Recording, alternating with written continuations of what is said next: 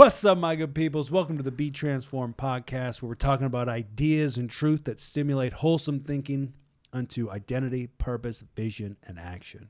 I am James Anderson, and with me is Kyle Entenman and Logan Eaton, my good bros. What up? What's cracking? What's crack-a-lackling?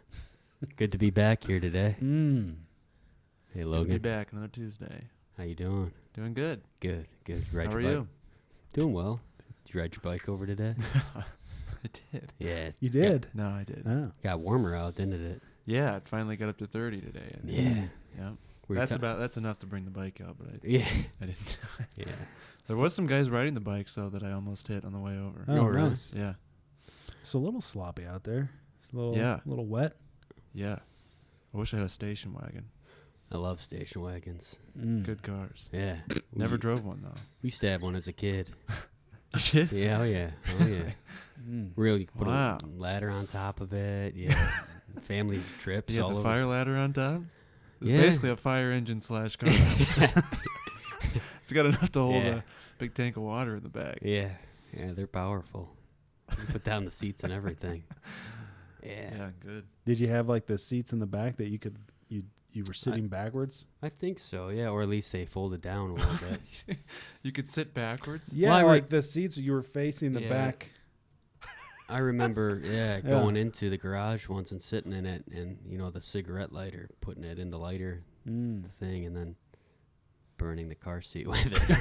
Yeah, my mom wasn't too happy about that. You idiot. Yeah, I was kind of an experimental kid. Yeah. like to burn things. Huh? I did. I just doing I won't hurt you. ruckusy stuff. Yeah, just looking for some excitement. Yeah, I'm pretty sure we had I think at one time we had a bit of a station wagon, but anyways, and it had like one of the gear shifters, like in the center console thing, and I moved it from park to like neutral, Yeah. and we're on a hill, so I'd drive a little bit and put it back in park. Yeah. Dumb. Those were the days. Kids don't do that. Yeah, they shouldn't, but it happens. They shouldn't, but we encourage it. Yeah. I mean, it's good to have a little fun. Birds Yeah. were out today too. Birds were out. Yeah, They finally flew back down from Canada I today. think so. Coming back to, Coming back for the summer. I don't know how this. Don't they go fly south? I think it's a hemisphere thing, to be honest. I think they get further away from the equator during the winter, and then they come closer to the equator during the summer. I And think Did you the just make that up? I think the they other go- one is the I think they go the away. prime meridian that Yeah. splits the globe. The other half, I think and they sometimes go they away. fly northwest of Oh that. my- Yeah. Are you to a get scientist? to get to a new No. location? What's a prime meridian? They go the. That's the way when the moon lines up with Earth at a certain time, and then usually it makes a line on the Earth that people can travel by. It's almost like a travel grid. Like an eclipse? It's almost like like you could follow a straight line if you wanted to where? if you wanted to go from south, or if you wanted to go from the Antarctica to the Arctic. It's just a straight Yeah. line. Pilots use it. Birds use it. Pilots. Hey, It's you a ever- prime meridian. It's prime. It's prime. The You other can see it meridians from aren't as good space. because Yeah. they're not straight. Wow. But anyways, that's in science books all over the country. You ever heard of the? So we're on I this promise. topic. You ever heard of the? You ever heard of the Bermuda Triangle? Yeah, Oh, you have. been there. And That you- actually. Where And were you're you back? born?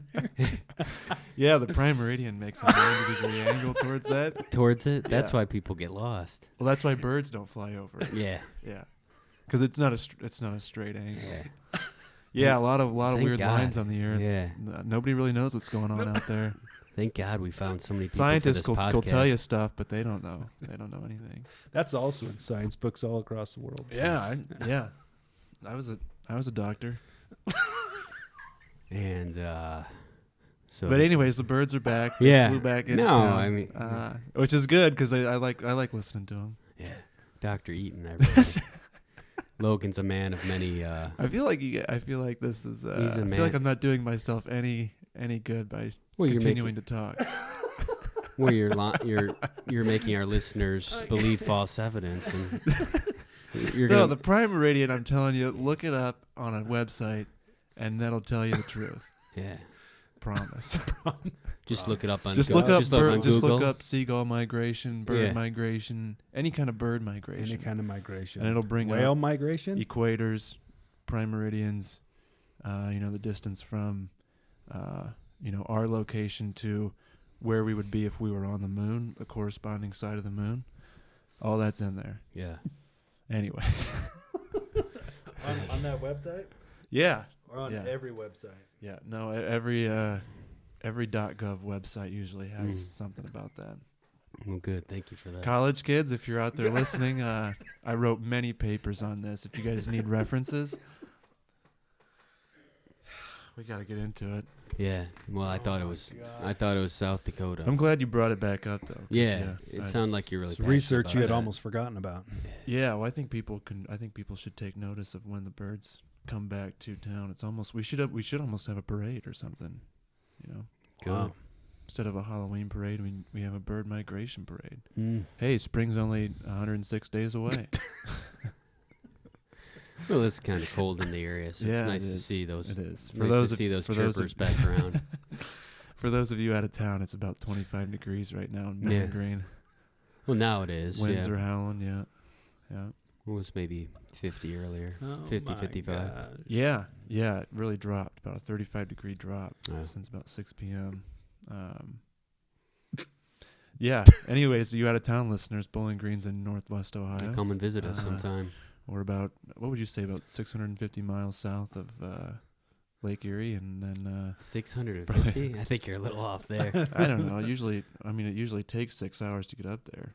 From the prime meridian. or Walking. the triangle. More in a broken down station It wagon. depends on what navigation system. I you think use, whether guess. you're walking or driving, it's still the same amount of miles. Yeah. Could take a different amount of time, Yeah, but the distance is probably the same. how far away, for those of you listening in like the West Coast, how far away do you think we are from there? Since you have experience there, like would you say From from here to the West Coast? from like the beach on At least from the beach. 25,000 miles.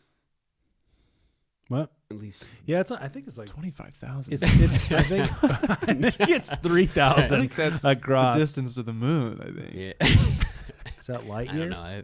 I haven't been out to California yet. Yeah, I'd I guess like- we should drive it. I'd and know like for to sure. go there someday.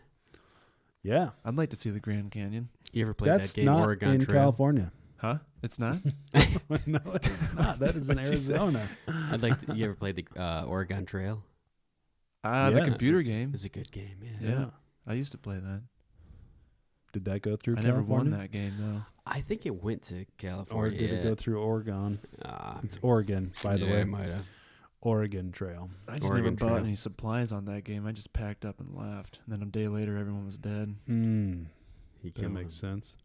Yeah, so not really a travel expert. Unless it's on the prime meridian and then it's on. Yeah. Back when I had my pilot's license, I could. Dude, how many lies are you going to tell the listeners here? It does make me think of the time I was in Fiji, though. Yeah, That was real. that's where I got my boating license. Beautiful out there, huh? That's probably the boat we took where I threw up.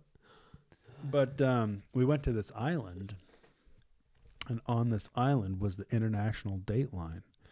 You could stand on one side of this pole and be in today. You could stand on the other side and be in tomorrow. Wow. Did Or What? yesterday. Yeah. Who could remember?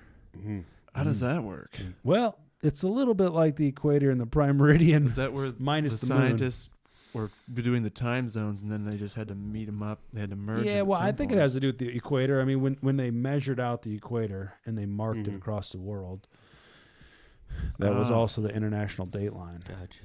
Internationally, So you could not literally domestically. push somebody into tomorrow. Yes. Can't do that here, literally. No. Wow. But you could then. Hmm. Yeah. Fun Cool. fact. Wow. Don't know what the island was called. Interesting. But I think it took like a 10-hour ferry ride to get there. Wow. Yeah. Pretty much. Hmm. Sounds majestic. It was a bit majestic. It was quite beautiful. It's very Was it? tropical. Very tropical. Tropical-esque. You want to talk about palm trees? They had some palm trees. Monkeys. Fiji? And oceans, yeah. Monkeys. Yeah, Yeah. we went Yeah. all the way around the No old taxes island down there. They can't with the equator being down there. Out of I'm equator. just saying it's a good place. Yeah, Because there's no dam. 'Cause there's- Because of the a lot equator. of equator talk. yeah, What's an equator with you? Equator. What? that's it's usually pretty warm down there, right? Yeah. Down by the equator. Down by the old tropics. I Yeah. remember learning about that in geography class, For your flying or freshman year. for your coding? Freshman year? Yeah, yeah, Man. freshman year At of, Harvard?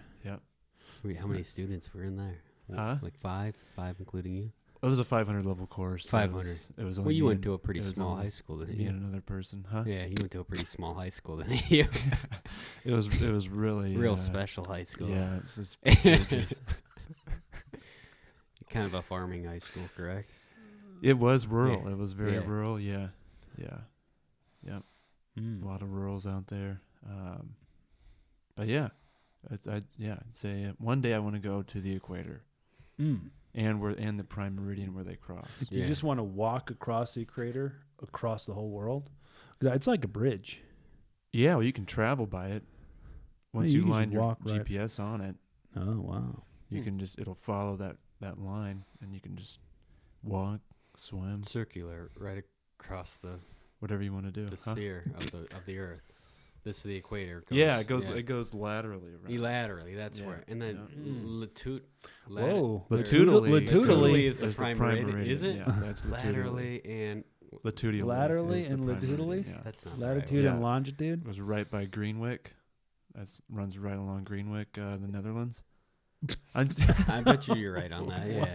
Yeah. yeah, Latitude and longitude. Longitudinally. Longitudinally And latitude. across Yeah. Right. Gosh. Right. the prime meridian. That's Those what were we the said, days. Yeah, longitude. Yeah, if you You go know- to Greenwick, you need about 4 watches to tell the time over there, just because of how the location of it. Yeah. Right next to the prime meridian, right next to the equator. So those people When the are really moon's good beating down with- on that place, Yeah. you might as well not even worry about telling time. The The moonbeams? tides are The moon Oh, beams. the people got to wear glasses there too, right? Yeah, Because of the way the sun beams Yep. down right at certain times. right at that central location of the Earth. Yeah, they're the closest to the core of the Earth too. Wow. The Greenwich people. Greenwick. Yeah. The core of the earth, yeah. which is in the middle of the earth. Yeah. Yeah. They're the Fire. closest. They're the closest. There's it's almost like a big indent. Look this up. They're below the They're sea level? They're Sea level. below sea level. Yeah. by like a foot. If any of those levees break around Greenwick, the whole place is blown. They made a giant bowl. Yeah. Well, duh. Okay. Gosh. You guys need to subscribe to To a couple Wow. magazines like I'm going to look this Reader's up. Digest That's for or- sure. Fake Science Monthly. I'm going to look this up. That actually makes a lot of sense now. The tabloids. All this stuff's in there. Do those exist anymore? Yeah. Oh yeah. Oh, yeah. Come over to my house. Yeah. Stacks of them. Yeah, read the tabloids, Fake Science Monthly. Anyways, what are we talking about? I don't know. What are we doing today? Who can even I remember? don't know. I got in my geography zone there. We were talking about I the. kind of want to travel. Well, maybe you can. I wanna Maybe you travel can too. someday. Maybe. Yeah. Once you get that horse and buggy repaired. Yeah. That You're right, yeah. Station wagon, horse and buggy repaired. Yeah, when you lose the horse, there's really not much purpose to it Mm. anymore. To the Whoa. buggy? To the buggy, yeah. Unless you put You a don't little got a horse engine for to it. it. Huh? Put a little engine to it. Yeah. Yeah, you could.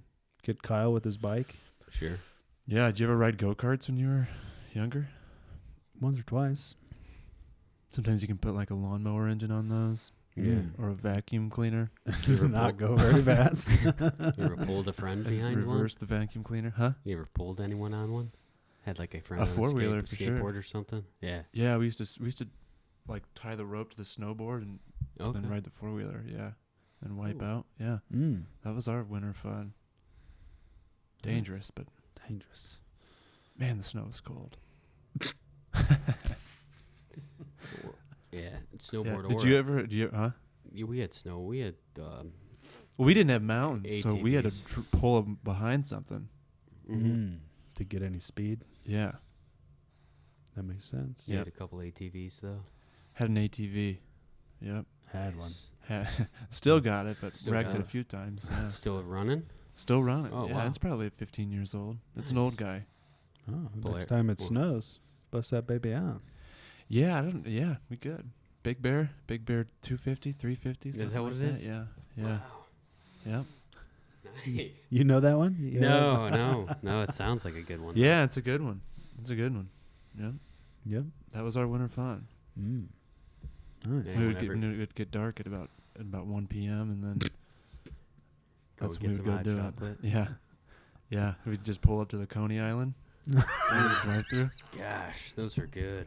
Man, that place was. That place is a You ever had Ah. their baked beans? Making me hungry just thinking about it. Jeez. There's one popping up in a new location Coney dogs. almost every day, and then one closing down in the same location Yeah. almost every day. They're delicious. You really got to have a map if you want to go to that Oh, place. I agree. I agree. Yeah. Oh my gosh. Yeah. Yeah. Did you ever Mm. take geography? Yeah, You did? like 7th grade. Yeah, I think that's about what I took. Yeah, Mm. I wasn't that great at it. No, I was. No. We had to memorize everything, where it was at, the people I just there. know New Zealand's the capital of Ohio. Yeah. Yeah, that's about all I. That's all you took from the course? Yeah. Yeah. Yeah. All I took was the prime meridian and the latitongicals. did. Yeah, Yeah. The what? The latitongicals. latitongicals. That's the science of the Sound like something of else. the lats and longs. Yeah. Yeah. Yeah. Yeah. Anyways, don't go to the Bermuda Triangle. I They think that do? was your original question. They haven't figured that one out yet. No, it's just a lot of force fields there. Foreskin. A lot of crystals. Yeah. A lot of going back in time. Speaking of Bermuda Triangle, Yeah. motivation. You got some? Yeah, why don't you I tell was us about- hoping that What are we talking about? Motivation. yeah, Yeah. motivation. What motivates somebody to go to a place like that? To the triangle? Well, if they want to see something weird like Nessie or Monkey. UFOs or something like that out there. Yeah. But yeah, motivation. Where does it come from? Yeah. How is it fed? Mm. What does it lead to? Mm. How do you find it? Mm. These Yeah. are all questions that we're going to answer for you. Perfect. That's the game plan. Yeah. So yeah, speaking of the Bermuda Triangle. Speaking of the Bermuda Triangle. Yeah. Yeah. It's interesting. Yeah. Are you motivated, Kyle? Would you say you're a motivated person? Not all the time, but Where does your motivation come from? well, depends. Am I hungry? Because if I'm hungry, you know, and I don't want to make anything, but I think about the end of that big juicy cheeseburger. I'll whip That out that Coney griddle Island? faster than you can say. Big grilled cheese and peanut butter. Yeah. Yeah, I mean, no, definitely not. Not all the time I'm not motivated, but I mean, To make the burger? to do, yeah, I mean, there's things that I have to, like, if I could just, like, do nothing and lay on the couch and watch TV or play guitar, I'd be okay. I'd probably get bored pretty quick. I'd get bored, but lately I've been trying to focus more on motivation and discipline in my life. Nice. Thank Good you. stuff. Yeah. And what specifically? Well, And why? What motivated it? well, my personal vision of what I would like to do with my life, or while I'm here on this, using my time valuable On the earth. on the earth. Yeah. On the prime meridian? Yeah, being of service to people and helping populations. Kind of helping. What we talked about, my vision to bring kids and adolescents some kind of purpose and vision in their lives.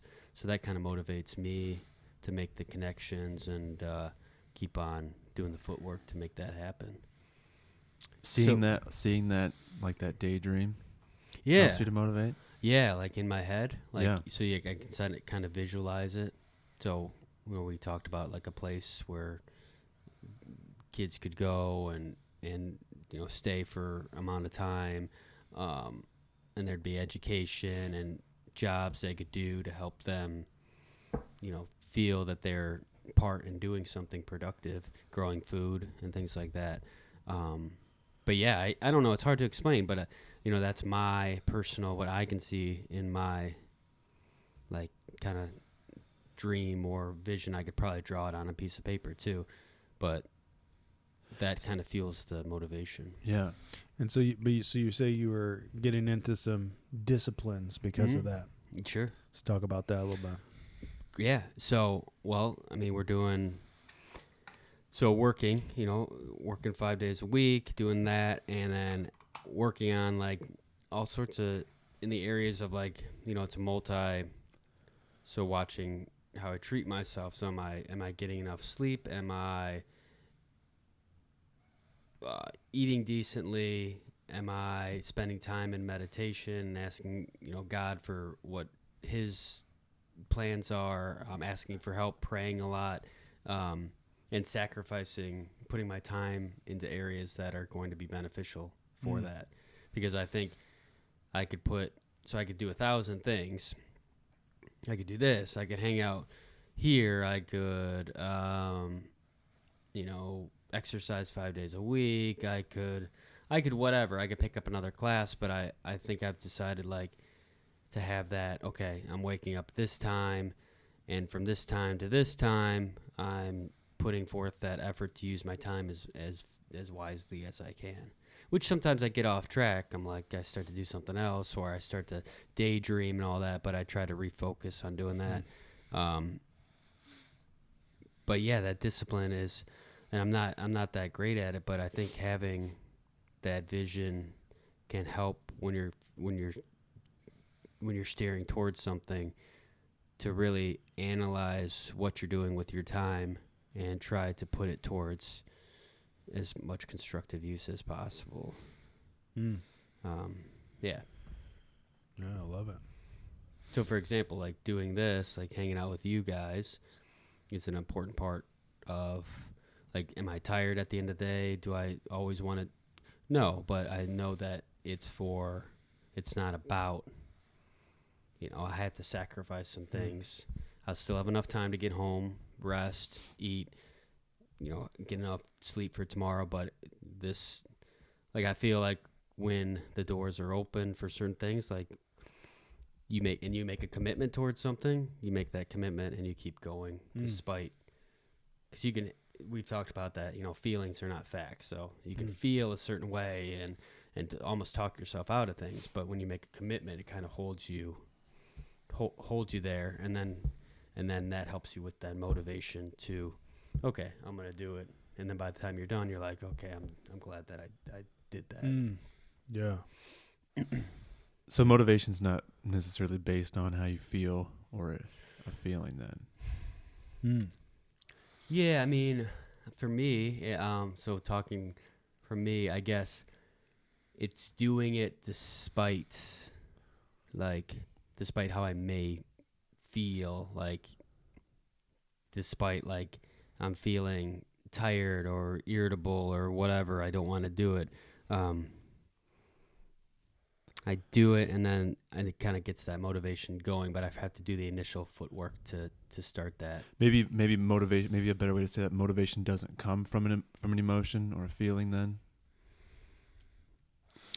It might not. I mean, for me, like I said, like, it comes from that drive to know that there's a bigger picture, and it might not happen right away. It might take patience.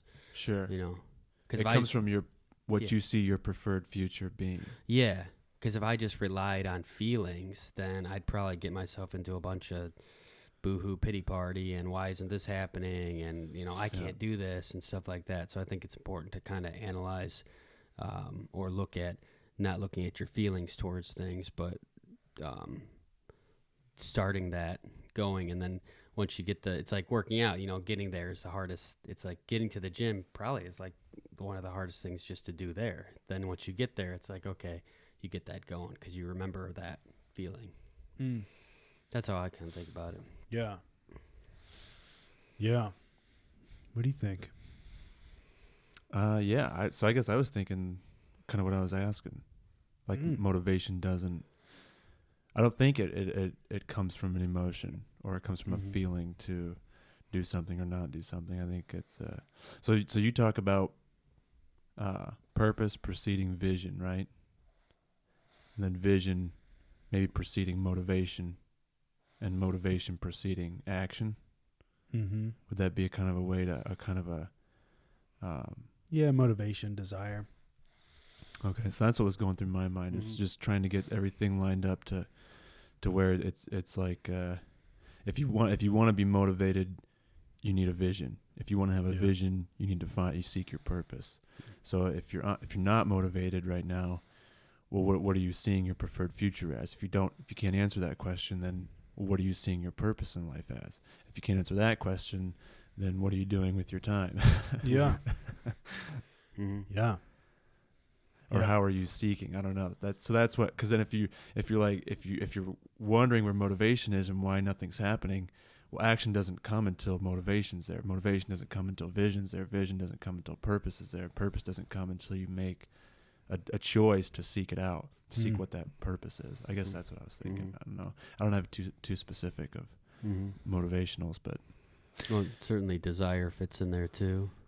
Yeah, so that you're not getting it all mixed up and not getting motivation before purpose and action before vision and all that stuff. I guess in my mind I like to have it. I like to see it systematically, I guess. Yeah. Well, I think so. Motivation, right? It's the desire to take action, and like you're talking about, this is beyond like I don't feel like it, right? Like you're talking about like being tired at the end of the day, but it's like I'm going to show up because I have a commitment and because I've got the desire to bear fruit and to do things of value. So I'm going to show up even though it's tiring or whatever. But it's because you see the value in what you're doing. And so regardless of what it feels like, I'm going to continue to chase after it because of this epic value. And so, motivation comes from vision and purpose, right? Like you got to know where you're going, why you're going there, and how to get there.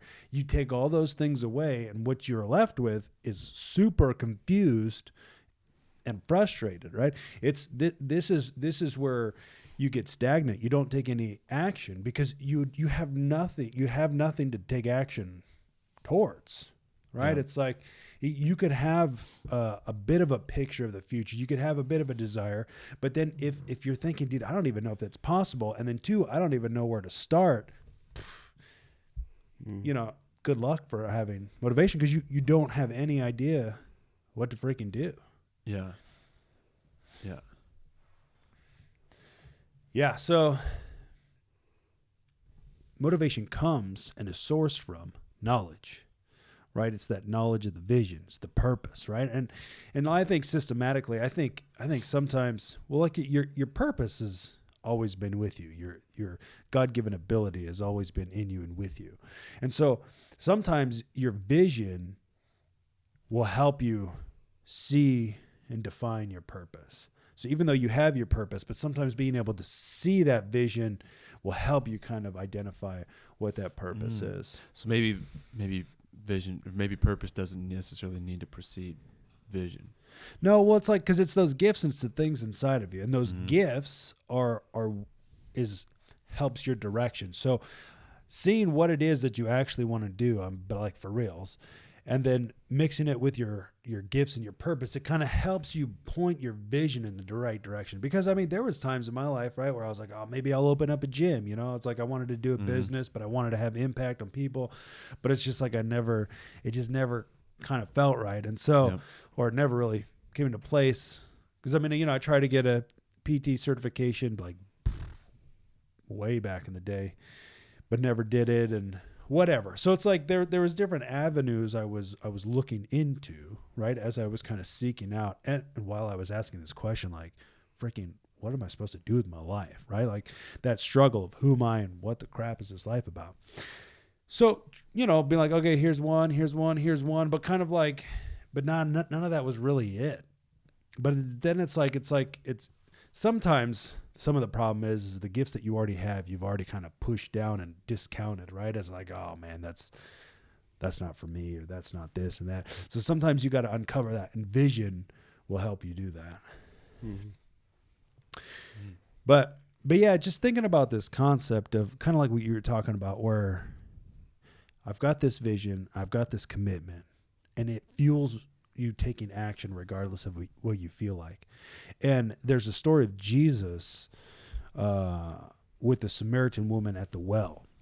So Jesus was on a journey. He came, I don't know, it was like the middle of the day, I think, or morning, or who knows. And so anyways, he sits down, there's a Samaritan woman there. And so it said that he was tired from the journey. So he asked this lady if she would get him some water from the well.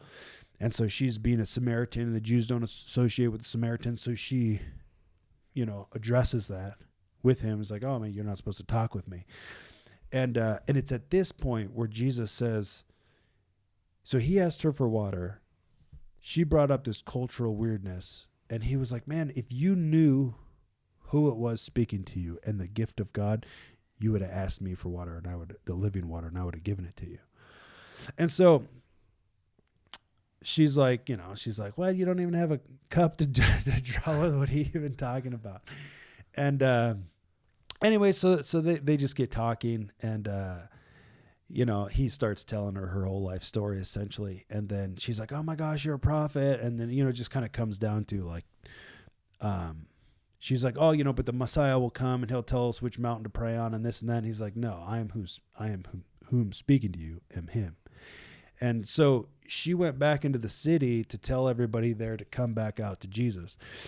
So while the people were coming out, the disciples were in the city and they were getting food. And so they come, and while the people are still approaching their position, the disciples are like, oh, Jesus, man, you got to eat. And Jesus' response was, he's like, I have food that you know nothing about. He says, my food and my drink is to do the will of him who sent me and to finish his work.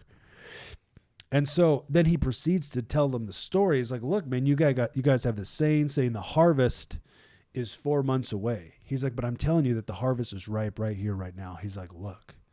He's like, you need to go out, right? The harvest is reaped. Go and harvest so that the one who sowed and the one who harvests can have joy together. Somebody else went and sowed, and now you're going to come and reap the benefits.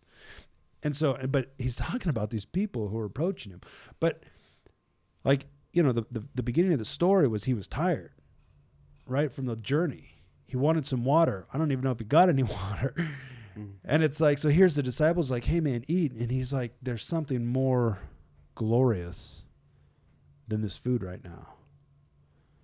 And it's just interesting, this concept of the vision and the glory of the will of God that was way beyond physical circumstances. Mm-hmm. Yeah. You guys think anything about that? Well, it's just, yeah. I was thinking at how, I have abundance of, gifts, and I'm thankful for having, like, because Jesus, like, that was, like, that's what he did. Like, and other people like Paul, like, they, despite how tired or worn out they were, like, they had such a drive that nothing got in their way. Like, kind of makes me feel like, because it's so easy for me, to sometimes complain, and I have such an abundance of things. Like, sometimes God's like, look, man, like, you got a place to live, and you got food, and you have an abundance of people in your life. Like these are like tools. Like, I want you to keep going with this, because sometimes you can get discouraged and say, but it's so hard, or I wish I had more time to spend with my friends, or I wish, I'm just busy doing this all the time. And yeah, that might be true, but yeah, sometimes you have to reflect on like just how, if you look at some of these stories, like, especially like you said, like with Jesus, like like this dude was like on a straight, and you see this with some people in society. Like there's people like who are on a straight mission. Like they sleep, they eat, they breathe what they're doing, and guess what? They get the results out of it. You know, and like I try to do that, and I'll give myself credit that I do a pretty decent job at it. But yeah, it definitely takes. It's like look at some of the other people. Like you want the results, well, the discipline and motivation's got to be there too, or the discipline and having that motivation too. So yeah, definitely. That's awesome. Yeah. Thinking anything? Yeah. Yeah. Would it be weird to say, like motivation almost? I don't know. I guess I don't really know how to put it into words, but like motivation almost keeps you going in a certain direction, and almost, I don't want to say numbs you to just outside trivial things that are trying to flow in, but it almost it's like a fuel for the direction. I don't know. It's almost like motivation brings a focus that almost doesn't get bothered by outside things because of because you want to reach the destination bad enough that it's like these outside things are almost seem trivial. Even I don't want to say food is trivial, but like things that try to just trivial things that try to get your attention. A TV show, a friend group that's hanging out when you might have to get something done that's part of your vision or something, or I don't know, just trivial, just things that can maybe they'd be like, okay, well, is this really going to be part of my vision if I go here or do this or whatever. So I guess I was thinking motivation kind of brings a focus, maybe that almost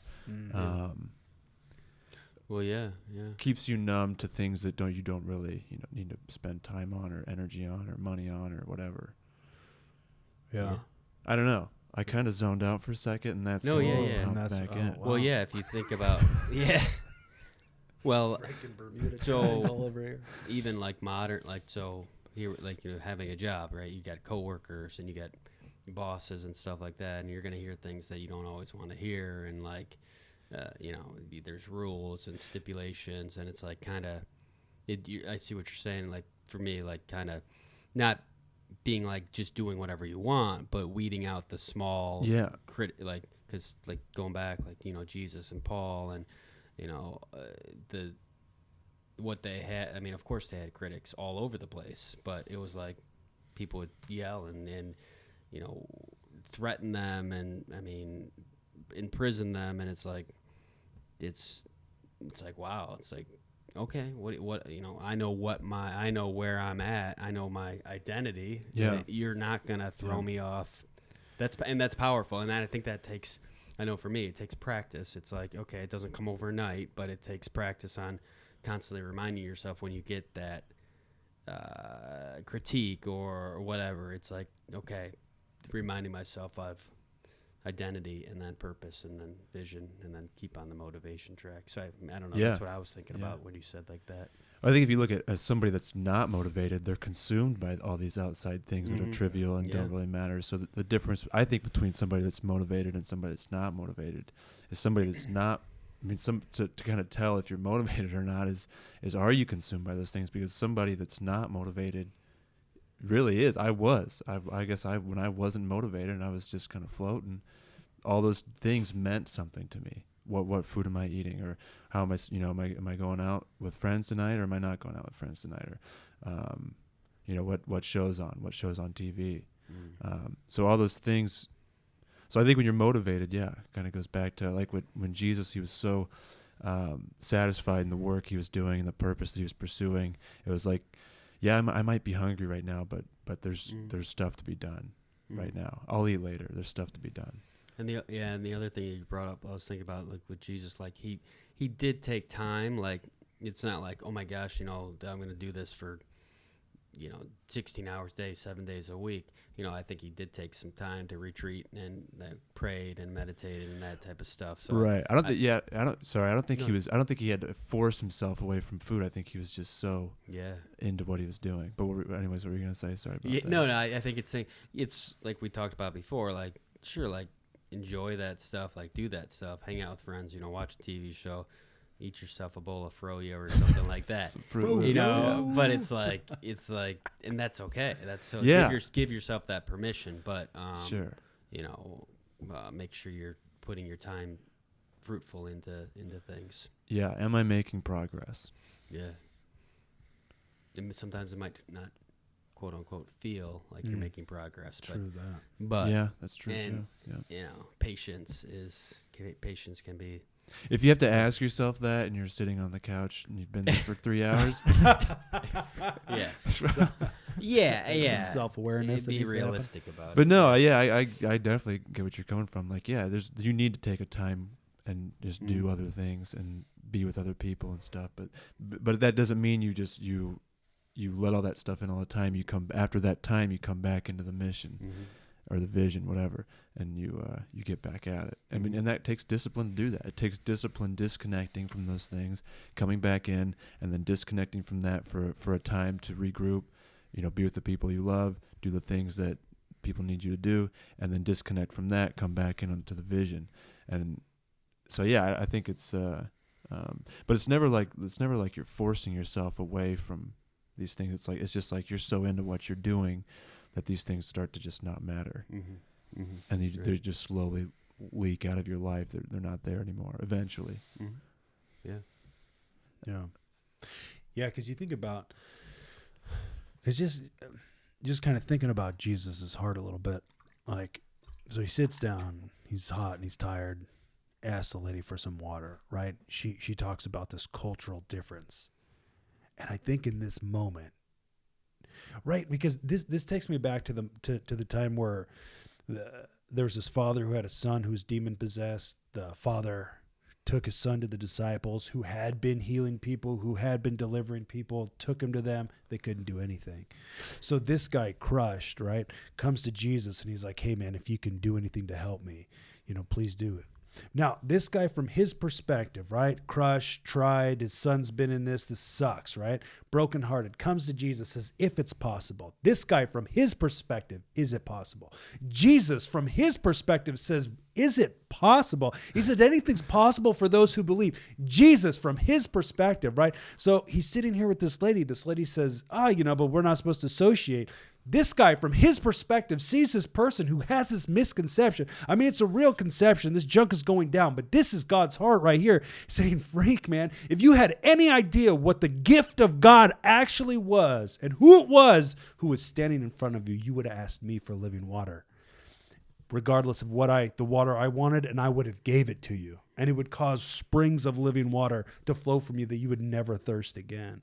And it's just like, the physical just doesn't even matter, because it's like, here's the truth and the eternal and the spiritual that is so freaking alive. And he says, no, like, he sees this broken lady and he's just like, if you had any idea what I came to do and who I am, you would ask me and I would have gave it to you. And it's like the disciples come with this food and it says, but then here's this group, this whole entire town who's coming out because they heard of just what this lady said to them about what Jesus said to her. So here comes this town and the disciples are like, man, you got to eat. And he's just like, there is stuff that is just so more alive. He's like, look at these people. He's like, the harvest is freaking ripe. Can you not see it? Can you not taste it? And I kind of feel a little bit like the disciples, like I'm seeing this reality where there's this drive that is so freaking beyond physical, right? This look, everything that was physical was made from the spiritual. So it's like, is it possible that the spiritual could fuel the physical? Like, I think that junk is possible, because there was times where Jesus would just, he would be up all night praying, right? He was up all the day before teaching and walking and doing these things, and he'd be up all night praying, right? And then there's the one time where he walked across the sea, right? He was going to pass the disciples in the boat. They freaked out. They're like, "Oh my gosh, it's a ghost!" He's just walking across miles. Who knows how far it was across the water, whatever. And then never eating and just being like, there's my food and drink is to do the will of him who sent me. And there's just this epic, deep, rich, like understanding of what God's will actually is that would cause you to enter into this just sexier level of life where it's just like the kingdom of heaven is the only thing I eat and breathe, and it literally fuels my body to accomplish these things. Right? Like Paul talks about, he's like, I learned how to be content in every situation. And so for the most part, I disagree with what most people think about this verse, because they think, okay, being content means like you don't want stuff, right? Like it's okay, be happy with what you have and whatever. Well, the problem is that Paul literally used the word want. He literally used the word need. He's like, I know what it is to have plenty. I know what it is to be in want. I know what it is to have, and I know what it is to be in need. If you're hungry, you want food. If you're cold, you want to be warm, right? So he says, I've learned through these experiences, I've learned the secret of being content, which is interesting. So contentment has nothing to do with the absence of wanting more, right? But he says, I learned how to be content because I can do all these things through Christ who gives me strength. But it's like, for me, I hear that, I say that, and it's like, it's so religious and empty. But I know that there's something so much deeper and richer where he's literally being fueled by God. Like, because this is in Philippians, and so Paul's in prison. The Philippians sent somebody with a gift to Paul, and he's talking about how he's amply supplied. But he's like, not that I was longing for your gift. He's like, I'm glad you gave me a gift because of what it'll mean for you for eternity. And I don't think he's being a jerk, right? Because he's like, I didn't want it. Like, I wasn't like needing it. He's like, it's not because he's being a jerk. It's because he's flowing from this total other reality of like what the will of God is. And he's like, God gives me strength. Like literally though, like that's not an empty word. He's like, literally, I can do these things because God literally gives me strength. And there just seems like there's something so much more sexy about that whole passage, about this concept of understanding God's will that fuels your entire being, where it's just like there really, this physical reality exists because of the spiritual. And it's like there's just things that are beyond physical that work, that function. And it's for that life and that existence that we're working, right? For eternal life, to bring people into this reality. But yeah, it just this concept of like the will of God being understood, what it is you're doing, why you're after it, and what you need to do it, is like there's this whole other level of action that like, I'm like, how do you get into that? I don't know. What do you guys think about that? Any of that? A lot of thoughts. A lot of thoughts there. A lot of power. Yeah. I don't know. I just crazy stuff flowing through my head. Yeah. Well, yeah. Thinking about. I guess what one of the thoughts I had was just how, like when you exist in that reality, almost like how small everything seems still. I mean, like, it's easy to get consumed by big vision. Yeah. It's easy to get consumed by that. But when you exist in that reality, like we were talking about with Paul, and that reality of, Jesus' perspective when he's looking at these people with these problems, when you live in that reality, I guess, it just makes everything seem smaller and allows you to see it, I guess, with a clear perspective. And, I don't know, help you answer the questions of why am I doing this? What am I doing? And what does it look like? And instead of just being so consumed in something, I think, living in that reality is what came to my mind. And then seeing those things as, not as what do I say? It might look difficult, I guess, from the beginning. It might look difficult if you're looking at like, I want to go to college or not? Do I need to study for 4 years, or do I want to? Do I need to go work at this job for 5 years to get some experience and then go do something that I want to go out on my own or start a business or whatever it is? It might look difficult, but when you live in that reality that Paul was living in, of like, what did you say? How did you kind of explain? How did you define that reality that he was living in? Not being in want, a constant state of want or need, but just. Well, he was saying like he's like, I know what it is to have plenty, but I know what it is to be in want. I know what it is to, have food, but I know what it is to be hungry. Like, but none of those things dictate my ability to jam forward. But it's like this gift, which they gave him, and he's like, man, it amply supplied me. But it's like, it's almost like he just didn't care. Like that's not what was gonna get him through, right. And that wasn't what's gonna fuel him beyond this. It's like there's this whole other level of glory that was literally tangible. Yeah.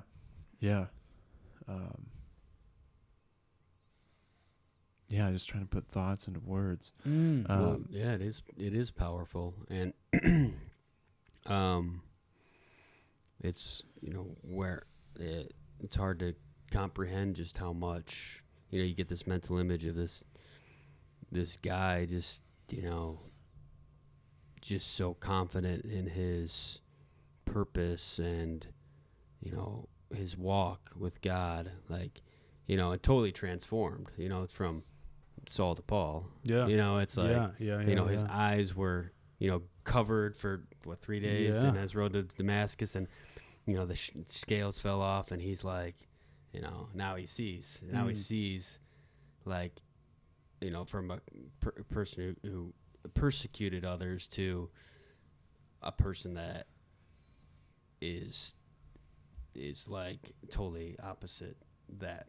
Like he's just a changed man, and how that the Spirit just like filled him up and like gave him that spiritual food that, I mean, he was a leader before, but he was leading in the, I don't say, can't label it as wrong, but now he's leading with a totally different purpose. And like people are like, is this the same, Paul that was Saul before? Like what the freak happened, man? Like, and he's like, dude, like it wasn't me. Like, and it's just like, so yeah, that's powerful though. And, still trying to gravitate that in my life, but it makes me think, it makes me think of what I can do and like the potential that I sometimes I think we sell ourselves short because we give ourselves the excuses of, that was,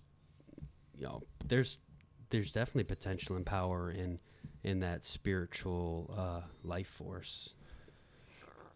So when you're when you believe in your vision and you're living in that kind of glorious reality of being aligned with God, with Christ, it's almost like I'm going regardless. Then what Paul was kind of that was his perspective. Like, if you send this gift, great, but I'm going regardless. Or if these things happen to me, I go to prison, whatever, I'm moving regardless.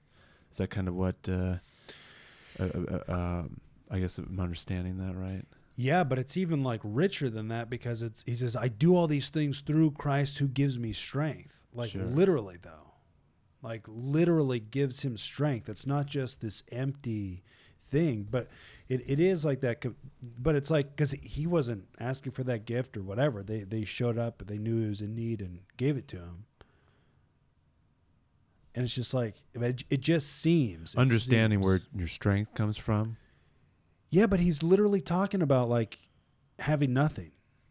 Sure. Right? I mean, like you think about like all the journeys he went on, right? I mean, you're talking about like miles and miles of walking and, boating, shipping across seas and all these things. So, I mean, you end up in some crazy situations without clothes, with clothes. I mean, I mean, if you're in the wilderness, I mean, there's not a Payless shoe store around. You know what I mean? Like, it just is what it is. But yeah, there's just this crazy reality. I don't know. I mean, just slightly on that note. I mean, you know, Jesus was like, look, man, you guys are. You're gonna drink poison and it's not gonna kill you. You're gonna get bit by snakes and it's not gonna hurt you, right? And Paul literally got bit by a snake in Acts on one of those islands that I think they got shipwrecked or they boated for a little while, or like stayed there for a little while because of the storm. But yeah, but just like this there's this real reality of the spiritual that is so freaking alive that it's beyond the physical, and it can even fuel the physical, which sounds weird, but I don't think it is. I think things sound weird when you don't understand them. Yeah. Which I'm not claiming to understand it, but Right. I want it. Yeah. Yeah, that's what I guess. I'd love something like that. Well, it's just like.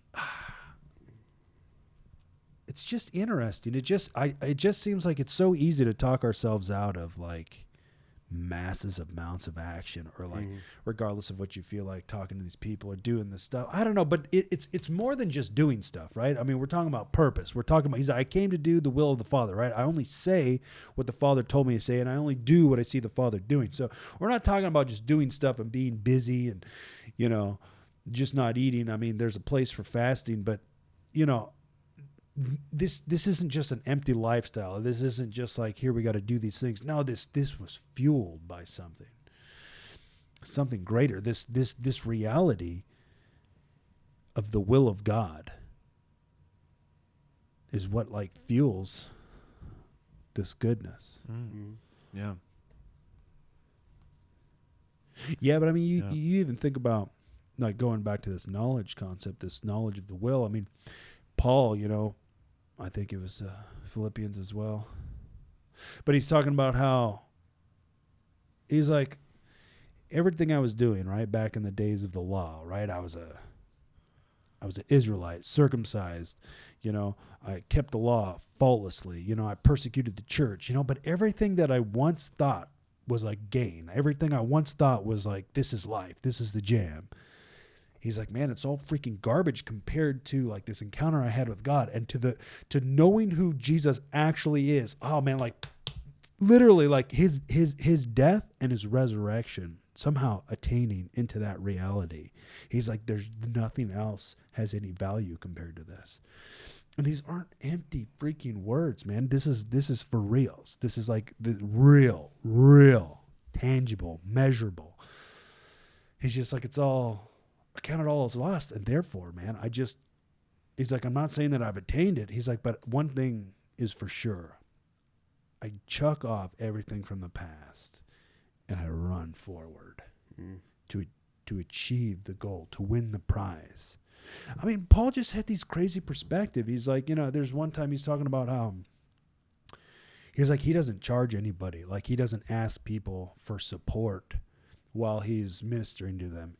But he's saying, he's like, we have the right. I mean, like, just like the other apostles, just like they do. He's like, but I don't. He said, because if I'm getting paid for doing what I'm supposed to be doing, there's no reward for me. He's like, but if I do it for free, he's like, there's going to be this reward in heaven for me because I did it for free. Like I did it beyond, you know, getting this income. And it's just, I don't know if I'm explaining it well, but it's just, he had this, which can kind of seem from one perspective like he's just kind of ridiculous, but from this other perspective, he has knowledge. He's had this encounter. He has the knowledge and understanding that would cause him to make certain decisions on purpose. And it's like, it's that knowledge that fuels, right? Because motivation in this life, it's not void of understanding. Like this life of like, man, it's my food and my drink is to do the will of him who sent me and to finish his work. It's not void of understanding. Like to get into that is with encounters. It's with knowledge. It's with understanding. It's with experiences. Like Paul said, he's like, look, man, I've learned, this key word, learned the secret to being content through experience, right? through having plenty and not having any, right? Like I know what it is to just live straight out of the glory of God. And so whether I have a lot or whether I have nothing, these things don't really matter. I'm fueled by the reality of the kingdom of heaven. And that's like glory. Yeah. Fueled by the reality of the kingdom of heaven. Yes. Yes, indeed. I mean, there's this, we talked about a couple times ago about Ezekiel 47 and that river that flowed out of the temple. Well, there's the same similar picture in Revelations 22 where we're in the New Jerusalem and there's the throne of God, and sourced from underneath the throne is this river of life that flows throughout the city. On either side are the trees of life, which bear fruit in season, and the leaves are for the healings of the nations. And it's just like God is the source of life. Mm-hmm. The source of life. This breath, his breath that gave life to Adam's dirt body, right? This spiritual that is eternal, this body, which is temporary. The spiritual has so much more weight. Everything visible was made from the invisible. Yeah, there's something epic there. Something epic indeed. Epic. Don't miss it. Don't miss For the sure. reality. Yeah. Go get you some. Mm. Go get you some glory. Plugging into that motivation. Yeah. Yeah. Yeah. Yes. Absolutely. It's just like, physical motivation. So physical, why do you, what's your purposes for physical activity, exercise, right?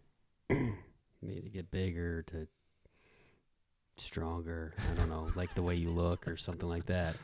And that's all fine. That's good. I'm fine and dandy, but it's like, yeah, but when you can so you get that, but then you can, find the other motivation towards like, because you can have that, and then, but you could still be doing like the monotonous, working paycheck to paycheck. And it's like digging deeper into your purpose and finding that motivation for bigger things than just, physical activity. But Totally. yeah.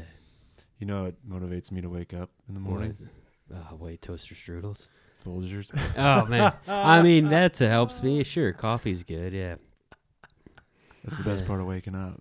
yeah, definitely. Folgers in your cup. Yeah. Folgers in your But being cup. around like-minded people too, are on the same path, that helps out a lot too. Yes, it does. Because like you It's hard said, to have motivation. 'cause you're gonna get like Paul, like how many critics and stuff like that. He's like, kept on going. He didn't get wiggled and weaved off path. It's hard to be motivated when you're surrounded by people not motivated. Sure. It's hard to be not motivated when you're surrounded by people who are motivated. Right. Yeah, it's interesting. He even in the end of Philippians, he's talking about how Timothy was with him, and he was like just talking about how Timothy is like struggling in prayer for him, and he's like, there's, I don't know. He was just talking about how like Timothy's love for these people was genuine. And it wasn't like most people, because he says most people just care about their own concerns, right? They're just themselves. He said most people. He says, but Timothy, man, he cares about you and your welfare. And therefore he works and labors in prayer on your behalf. But it just struck me, because he says most people just worry about their own concerns, are focused on these things. But there's a few people who care more about the kingdom and the people who should be in it than they do about themselves. And it dials back into this reality of the will of God and knowing what the heck that actually is. Because the biggest frustration and the biggest stumbling block of taking action and of motivation is a lack of clarity, right? When you don't know where you're going, you don't know why you would go anywhere, and you have no idea what to do about it. That being void of this knowledge kills motivation. But having these things dialed in, being crystal clear on what we're doing, why we're after it, and continuing to dial it in, it's a process. It's a process to keep getting more clear. It's a process to get it more defined. I keep finding all the time, I'm like, but like what? There's like, it's like, there's even something more deeper. Like for me personally, I'm just like, there's something, it's just like, it's a process, and it's okay. It's a process as long as you're in the process. But it's this knowledge of what should I do and getting into it that brings about motivation. Cool. Yeah. My good peoples, that's us. We are Be Transformed. Keep it motivated. Peace. Peace. Peace out. Real motivated.